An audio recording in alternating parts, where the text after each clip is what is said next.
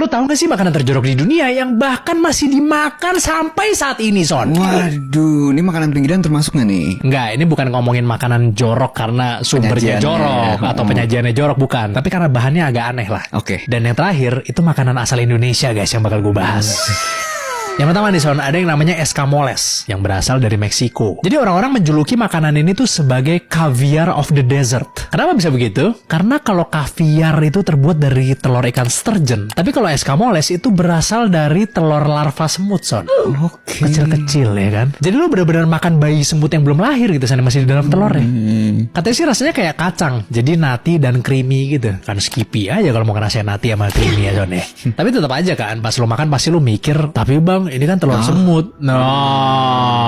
Mana harganya lumayan mahal lagi. Yang selanjutnya ada shiokara dari Jepang. Jepang kan terkenal banget sama makanan yang fresh dan mentah-mentah ya, kayak sushi misalnya, sashimi. Tapi ternyata mereka juga punya makanan aneh yang namanya shiokara. Makanan apakah itu? Jadi shiokara ini itu adalah cumi mentah yang difermentasi dengan menggunakan isi perut cumi tersebut, Son. Coba lu bayangin deh rasanya, kayak seafood yang udah basi ketemu sama ya apapun yang ada di dalam perut cumi itulah pokoknya. Dan orang Jepang tuh suka Son makan ini, Son. Mereka sangat menikmati makanan ini. Mungkin kalau kita ya merasanya kayak kenyal-kenyal lembek-lembek gitu kan, masih agak-agak gimana gitu ya gak sih?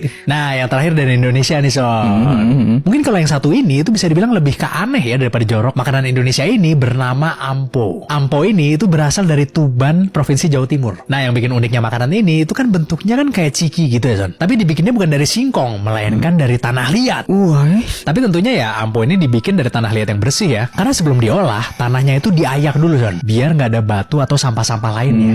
Kemudian setelah bersih dibentuk seperti gulungan tipis gitu. Terus habis itu ya dipanggang deh di atas tungku tanah liat. Yang manggangnya itu menggunakan sabut kelapa sebagai bahan bakar. Terus jadi deh amponya. Gue sebenarnya penasaran kan rasanya tuh kayak apa sih gitu.